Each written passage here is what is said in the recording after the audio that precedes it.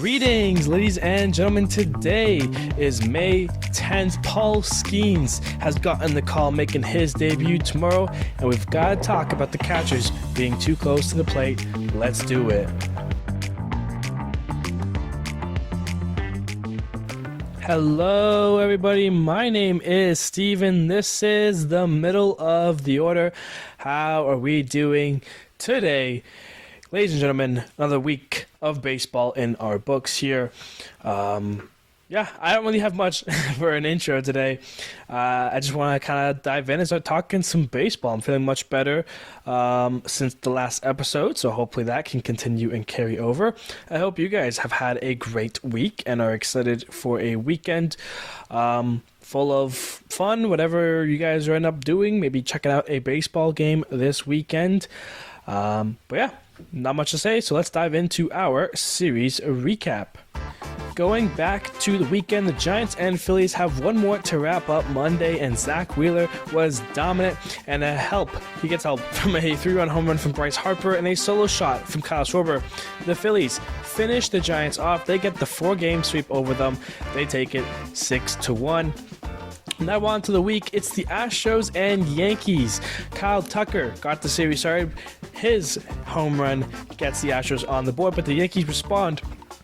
Home runs from Verdugo, Volpe, and Stanton. The Yankees get the opener 10-3. Once again, here in Game 2, Kyle Tucker gets the scoring started with a home run. But once again, the Yankees answer. This time, it's the big trio, Soto, Judge, Stanton. The Yankees take it 9-4. The Yankees are looking for their third straight sweep, going back to last year over the Astros, and their 10th straight win if they can finish this series off. But Yordan Alvarez and John Singleton crush baseballs for 2 home runs early. The Yankees do get 2 home runs from Volpe and Judge, but the Pena single in this one is the difference. The Astros do avoid that third straight sweep from the Yankees going back to last year. They break the 9-game losing streak against them, and they get the win 4-3. White Sox and Rays, it's Johnny DeLuca hitting his first home run of the year. The Rays cruise past the White Sox to take the opener. They stay undefeated in their City Connects. They win it 8-2. Randy Arozarena hits home run number 6 on the year. Isaac Paredes home run number 8. The Rays keep winning. They've won 5 straight, all in their City Connects 5-1. Paul DeJong hits his second home run of the series, and a good start from Chris Flexen does the job for the White Sox. They avoid the sweep and the Rays winning streak with their City Connects on. They take it 4-1. Tigers and Guardians now tied 1-1. It's Jose Ramirez, the home run that changes this one in the 7th, his 7th of the year. That gets the Guardians the win over Detroit 2-1. Andy Ibanez homers in the first inning, and he homers again in the second inning. The first 2 home runs of the year for him. The Guardians took the lead, though, after scoring 5 runs in the second. Josh Naylor, a 3-run home run.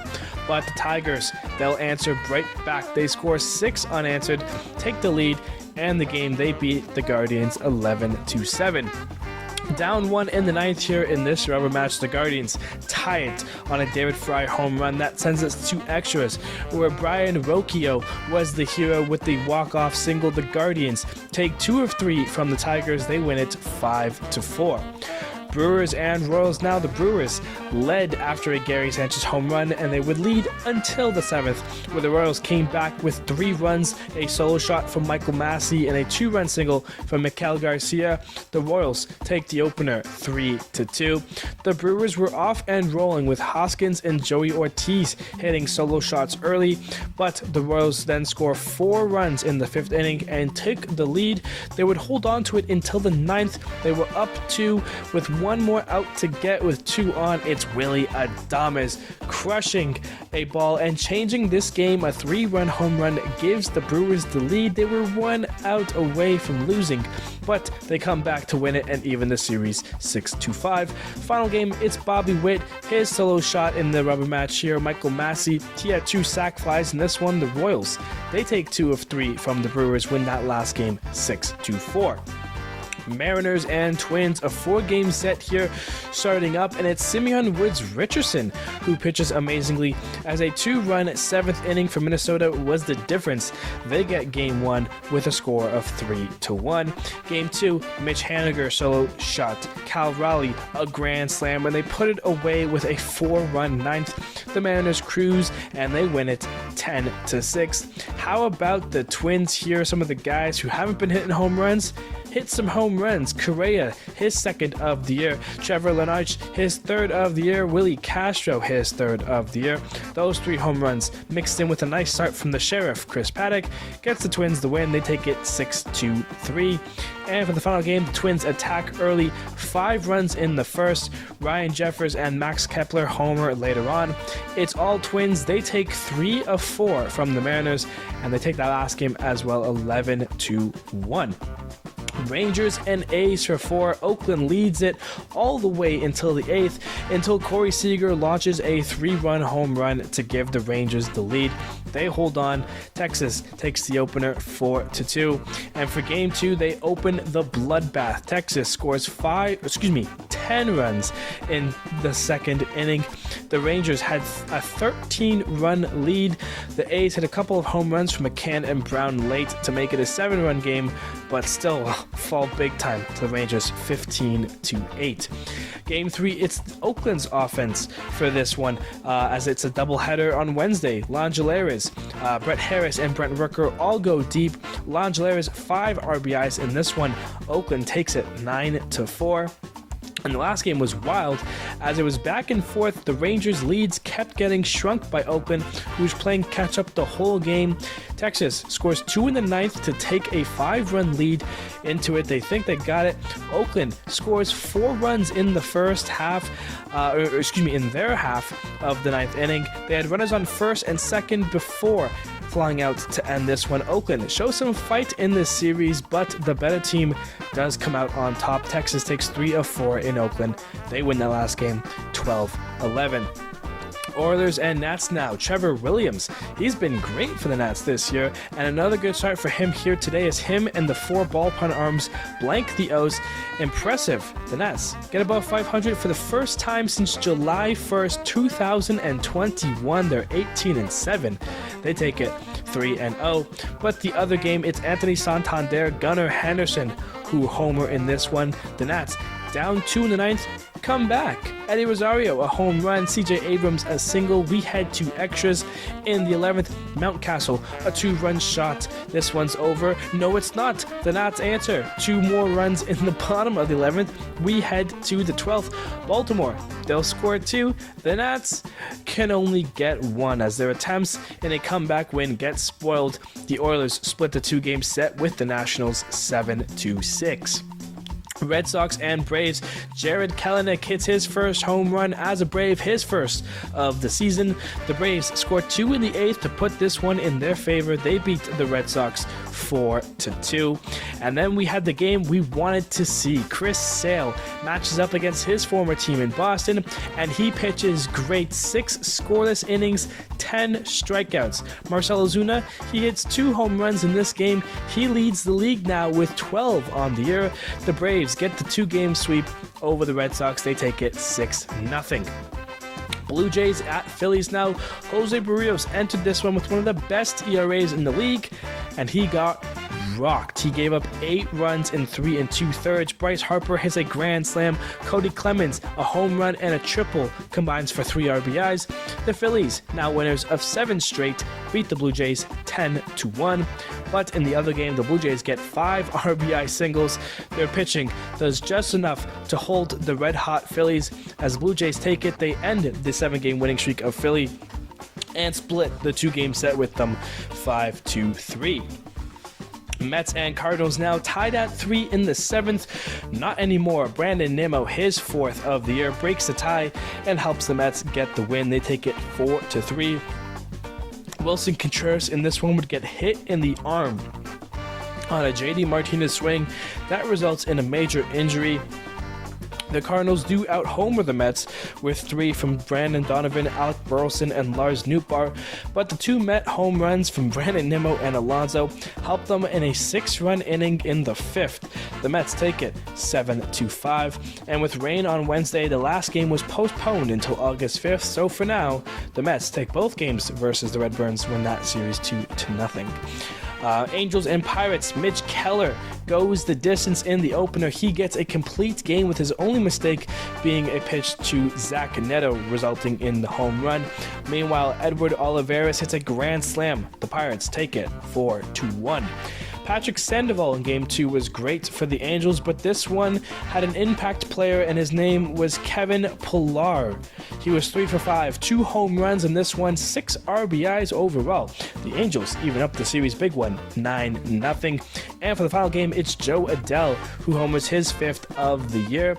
The Angels score 3 in the 6th and take the lead. They wouldn't lose it. They take 2 of 3 from the Pirates and win it 5-4. Padres and Cubs now. Justin Steele is back for the Cubs following his injury on opening day, and he was good through 4 2/3, no runs given up. Same cannot be said for the Cubs bullpen. On the other hand, they give up 6 runs in the 6th inning. It was all downhill from there. Padres get the opener 6-3, and what the Cubs do is they're getting more reinforcements. Welcome back Cody Bellinger from injury, and he homers in his first game back. Shota Imanga was great once again, but gave up the go-ahead home run to Mr. Irrelevant Jerickson Profar in the 8th. Luckily, the Cubs answered in their half. We head to the 9th tied, and it was the rookie, Michael Busch, who starts the 9th inning, first pitch swinging for a home run. That leaves Wrigley Field. The walk-off bomb from Busch. The Cubs win it, even up the series walk-off style, 3-2. And for the rubber match, it's Dylan Cease, who was fantastic, only giving up 1 hit in 7 innings of work with 12 strikeouts. The Padres get a couple of runs on some singles and a double and take 2 of 3 from the Cubs. They win it 3-0. D-backs and Reds, and it's all D-backs in this one. Corbin Carroll, trying to get going, hits his 2nd home run of the year. Ketel Marte, his 7th of the year, makes it 6-0. The Reds get 2 solo shots late from India and Stevenson, but this one goes Arizona's way. They win it 6-2. The difference in Game 2 came off the bat of Eugenio Suarez, his 3rd home run of the year. Would get the Diamondbacks another win. They take it 4-3. And for the final game, Jock Peterson and Yaimer Candelario trade solo shot home runs. They both hit their 4th of the year. Top 8, it's Corbin Carroll. The RBI single gives the D-backs the lead. They sweep the Reds on the road, and since these struggles continue, now losers of 8 straight. They lose that one as well, 5-4. Giants and Rockies. Kyle Harrison, the young kid, shoves 7 scoreless. The Giants get 4 runs in the 4th and don't look back. They take the opener 5-0 there. The Giants put up 6 in the 2nd with the help of Conforto's 6th of the year. They cruise once again, beating the Rockies 8-6. And for the final game, Michael Conforto homers again, but after that bomb, it was all Colorado. They score 9 unanswered, including 7 runs in the 4th inning. The Rockies win it and avoid the sweep. They take the last game 9-1. And lastly here we have the Marlins and the Dodgers. Shohei, Freeman, Outman, Teoscar, all homer for the Dodgers in this one, in what is Walker Buehler's return to an MLB mound, his first start since June 10th, 2022. The Dodgers win it 6-3. Jazz Chisholm, first pitch swinging for a leadoff home run over Yamamoto, but after that he settled in nicely for 8 innings of work. Meanwhile, the Dodgers went on a tear. Muncy hits a grand slam. Gavin Lux hitting his first home run of the year. The Dodgers win it 8-2. And the difference in the final game was another Teoscar Hernandez home run for his 10th of the year, as he and the Dodgers fuel past Miami and sweep them. They've won now 7 straight. The Dodgers looking good. They take it 3-1. All right, now taking a look at the game of the week, we're heading to Wednesday's doubleheader between Texas and Oakland, specifically that second game, because that was a very exciting game there. Top second is when the scoring got started, and it was a lot of runs in this one. Duran, a single, 1-0 there. Bottom second, Langelaris, his 9th of the year, makes it 2-1 Oakland. Then top three, Jonah Heim, a 2-run single, makes it 3-2. Jankowski, a single, makes it 4-2. And then a pass ball makes it 5-2 Texas. Bottom three, a fielder's choice for Seth Brown makes it 5-3. A force out for that. Oakland scores another run on a Langelaris ground out, making it 5-4. Then top four is Lau. A single that scores 2 makes it 7-4. Bottom four, Tyler Soderstrom. It's his first home run. Was this his first home run of his career? Let's do a double check here as we go along. But Oakland, you can see it. They were coming within a run each and every time, here and there. Pretty impressive stuff for them. Then let me switch things back up here. We're a little over the place. Soderstrom hits the home run. It's a 1-run game. And it was not his first MLB home run, it was his 4th. Garcia then in the top of the 8th, so there's a little bit of a gap in between that. He gets an RBI double, making it 8-6. Josh Smith singles a run, it's now 9-6, and then Heim singles, it's now 10-6. So Texas has opened up to a 4-run lead. Bottom of the 8th is now 10-7 Texas, with Blade grounding out for a run. Top 9, Carter singles, and then Lau singles, 2 more runs score. It is now 12-7. We head to the bottom of the 9th, down 5. Langelaris scores on a balk, making it 12-8. Then Brett Harris, a sac fly, makes it 12-9. Abraham Toro, a single, makes it 12-10. JJ Bleday double, makes it 12-11. Oakland scores 4, comes so close, falls short. Oakland as a whole in this series, I mentioned it on last episode. Oakland, if whatever happens in this Texas series, we have to start talking about Oakland a little bit here. Texas does take 3 of 4, but Oakland put up some fight, put up some runs against the Rangers. They do win what is the game of the week, 12-11. All right, now, and on to the news of the week here. First things first, the Detroit Tigers have unveiled their City Connect jerseys. Motor City across the chest, Detroit on the hat. I gotta say, I kind of like them. Definitely not my favorite, but definitely nowhere close to my least favorite. The tire tracks around the jerseys in the blue, very nice. It really does stand out in contrast really well. I like the jersey overall. I can't wait to see it, in action when Detroit gets to wear them shortly. But the tire tracks, in the middle of the jersey, looks really clean. Definitely, probably my favorite part about the jersey are those tire tracks, and wherever you can find them. But the 2 strips, blue down the middle as well. If you haven't seen them, go and take a look at that on Google, because they are pretty nice jerseys, to be fair. Would they crack my top 10? I don't think so, but we should do a day where in the off season, going over and ranking all of the City Connect jerseys, or at least my opinions of the City Connect jerseys. But a little something for us there. We have a couple of trades that happened this week. Nothing too major, in my opinion, but trades nevertheless. The first one, Luis Guillermo, is getting traded from the Braves to the Angels. Guillermo has had a tough year. He is batting 4 for 23, 174 batting average, no home runs. He's got 4 hits, 4 RBIs.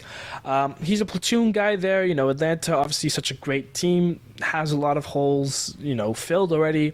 So Guillermo is kind of just there to help however he can, and it hasn't been great going for him so far. So the Braves are shipping him off to the Angels, where he'll probably more likely than not get more playing time.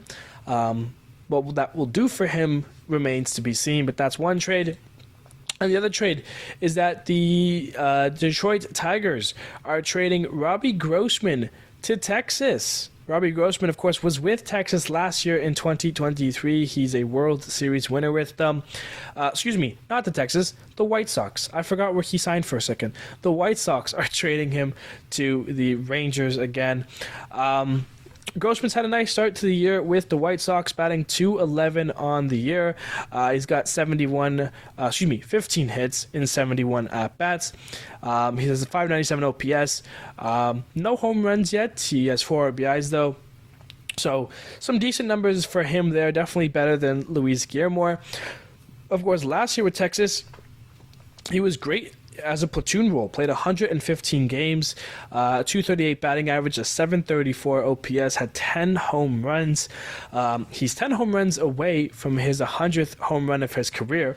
So hopefully now with Texas again, here in his age 34 season, he'll be able to get those 10 home runs needed to get to 100.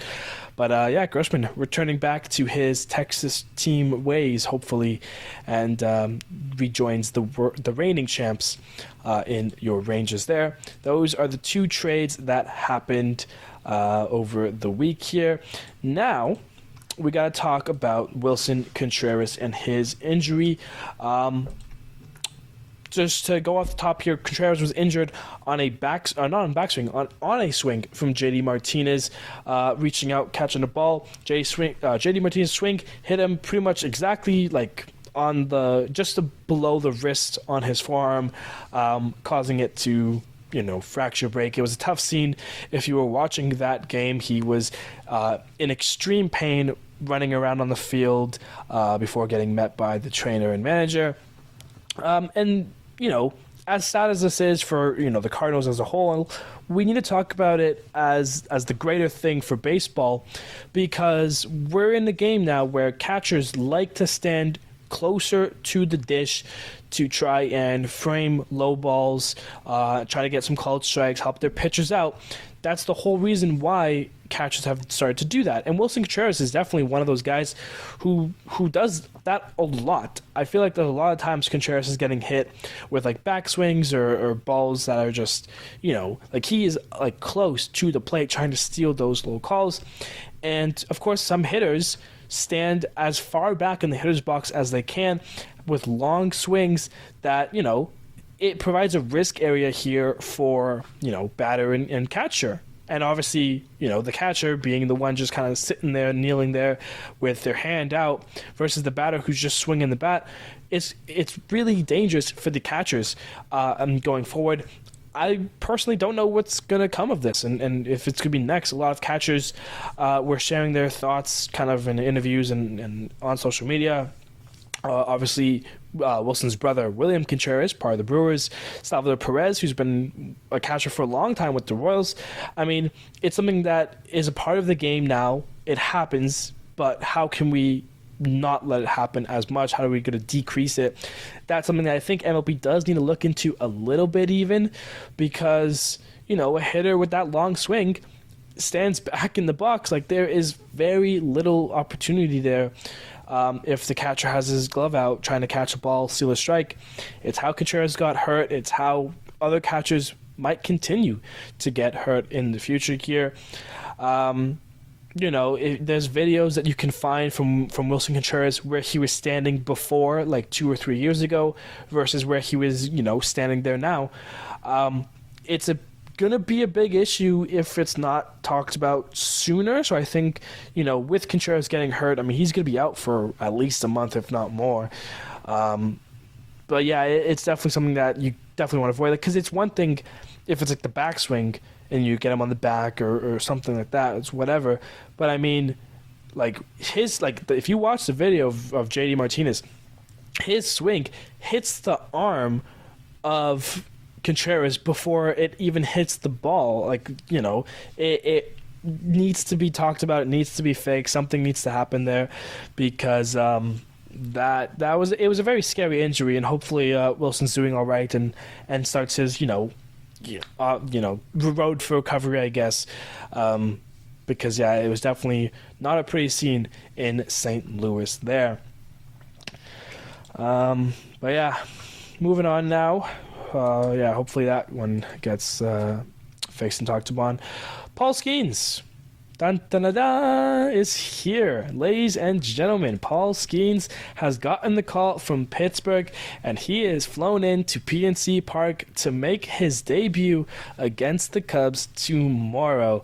And this is exciting for baseball. Paul Skenes, the number 1 draft pick last year from the Pirates. And I mean, I've been seeing it in the news. This is the most anticipated MLB pitcher debut since Steven Strasburg many moons ago.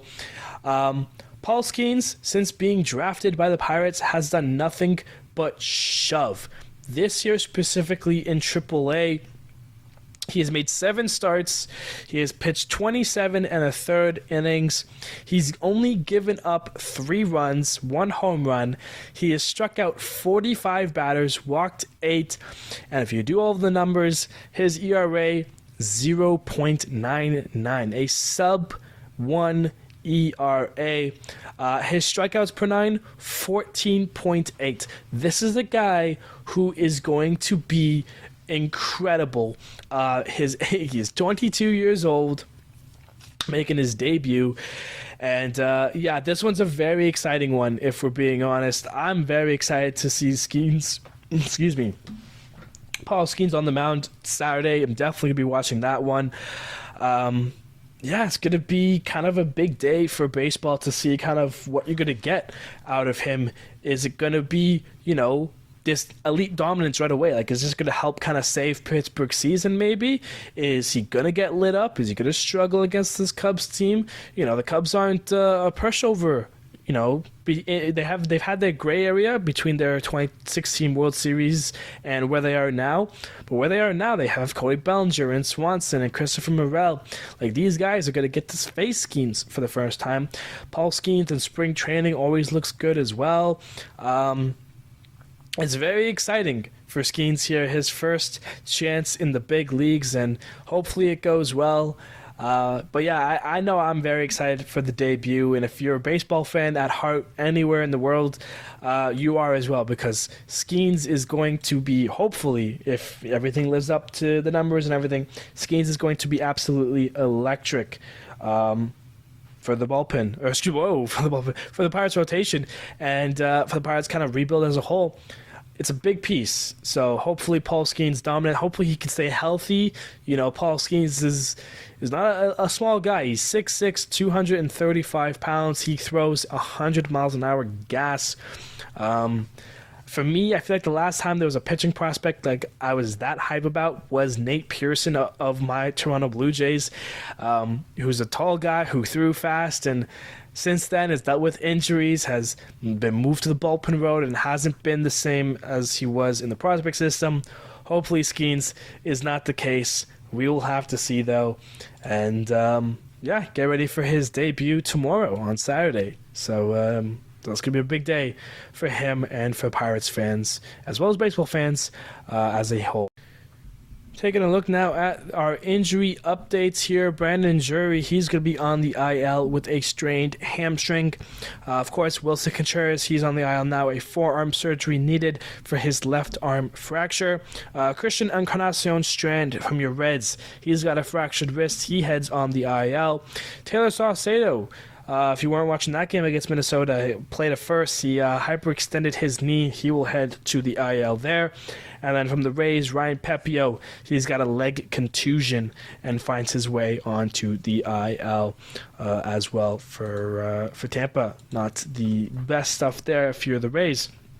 Outstanding performances of the week here. Zach Wheeler, 7 innings pitched, 4 hits, no earned runs, 1 walk, 11 strikeouts. Mitch Keller, 9 innings pitched, 5 hits, 1 earned run, 1 walk, 5 Ks, the complete game for him. Simeon Woods Richardson for your Twins, 6 innings pitched, 1 hit, no earned run, 1 walk, 8 Ks. Bryce Wilson, 6 innings pitched, 1 hit, no earned runs, 3 walks, 6 Ks. Cole Reagans, besides 1 mistake in the 4th for the home run, 6 innings pitched, 2 hits, 2 earned runs, 2 walks, 8 Ks. Zach Gallen, 6 innings pitched, 1 hit, no earned runs, 3 walks, 6 Ks. Christopher Sanchez, 7 innings pitched, 6 hits, 1 earned run, 2 walks, 5 Ks. Trevor Williams, 5 innings pitched, 2 hits, no earned runs, no walks, 8 Ks. Shota Imanga, 7 innings pitched, 7 hits, 2 earned runs, 1 walk, 8 Ks. Chris Paddock, 5 1/3 innings pitched, 8 hits, 1 earned run, 1 walk, 10 strikeouts for him. Zach Eflin, 7 innings pitched, 6 hits, 1 earned run, no walks, 3 Ks. Chris Flexen, 6 innings pitched, 3 hits, 1 earned run, 1 walk, 8 Ks. Patrick Sandoval for your Angels, 7 innings pitched, 3 hits, no earned runs, 1 walk, 7 Ks. Kyle Harrison, 7 innings pitched, 4 hits, no earned runs, 2 walks, 2 Ks. Dylan Cease, 7 innings pitched, 1 hit, no earned runs, 2 walks, 12 Ks. Pablo Lopez, 6 1/3 innings pitched, 4 hits, 1 earned run, no walks, and 10 Ks. And lastly, Chris Sale against his former team in the Boston Red Sox, 6 innings pitched, 6 hits, no earned runs, 1 walk, 10 Ks. Super impressive stat. Leaderboard is next, ladies and gentlemen. Those were your outstanding performances, and our stat leaderboard is got a couple changes here, and basically it's that Mookie Betts numbers are now Ohtani's numbers.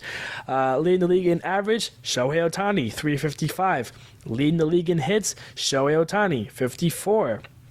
Leading the league in home runs is now Marcelo Zuna, holds it firmly himself with 12. Still leading the league in RBIs is Ozuna with 38. Leading the league in runs now, it's Bobby Witt Jr. with 36. Leading the league in walks, still Mookie Betts with 29. He now leads it solely. Stolen bases, it's still Eddie De La Cruz with 23. OPS, now Shohei Ohtani, 1.103. For the pitchers, now leading the league in wins, it's 2 guys fully. Tyler Glasnow of your Dodgers, and Ranger Suarez from your Phillies. They have 6 wins apiece.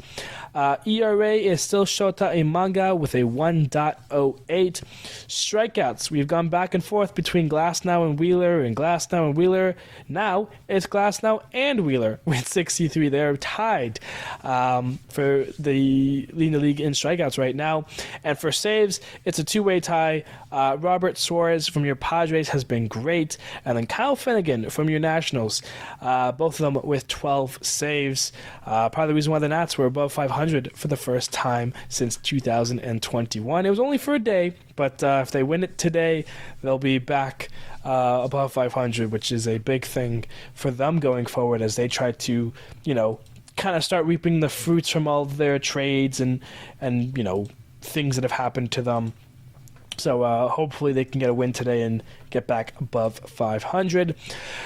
Taking a look at the upcoming series for the weekend here. We've got the Diamondbacks taking on Baltimore here to start things off. Nationals at Red Sox. Yankees at Rays. That's a fun one always. Twins at Blue Jays. Guardians at White Sox. Tigers at Astros. Royals at Angels. A's at Mariners.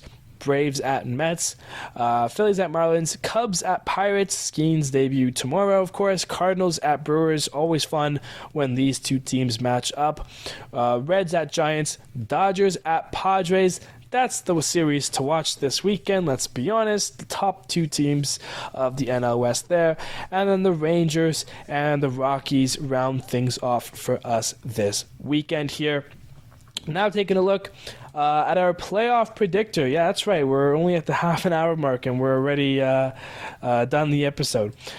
Playoff predictor is underway here. We have the Royals in the 6th seed taking on the Rangers in the 3 seed, and then the Twins in the 5 taking on the Yankees at the 4. It's the Rangers and the Yankees beating out the Royals and the Twins, but good for the Twins, making it for the first time into the playoff predictor. Division series, Yankees at Baltimore, Rangers at Guardians, and it's the Yankees and the Guardians that make their way to the ALCS. Yankees at Guardians, and it's the Guardians heading to the World Series once again. On the NL side of things, welcome San Diego, their first time in the playoff predictor. They're the 6th seed taking on the Brewers, and then the Cubs at the Braves. First time they're in the wild card, I think, ever, including last year. Padres and Braves beat out the Brewers and Cubs, head to the division series where we have the Braves at the Phillies and the Padres at the Dodgers. 2 series that are always seeming to be the case. I mean, it's likely that these are going to be the division series because they're great series. Braves and Phillies, Padres, Dodgers. Last couple of years, they've been electric. It's the Padres and the Phillies that beat out the Braves and the Dodgers. The top two teams entering this year fall there. The NLCS, it's the Padres at the Phillies. Last time these two teams faced off in the NLCS, Bryce Harper, the swing that brought it home for Philly. This time, it's the Padres who beat out the Phillies. They head to the World Series. It's a Padres-Guardians World Series. San Diego at Cleveland. And the 2024 World Series champions would be the San Diego Padres. Wow. The 6-seed wildcard team does it. So, yeah, that is the playoff predictor for us. And that, ladies and gentlemen, is our episode. What a great time to have a nice, short, simple episode here. We love that. Hopefully we can continue things going on like that because it was a good one here. Not too much to go over and kind of ran it smoothly. So good stuff overall. Ladies and gentlemen, thank you everybody so much for listening to today's episode. I appreciate you all, and I will see you guys on Monday.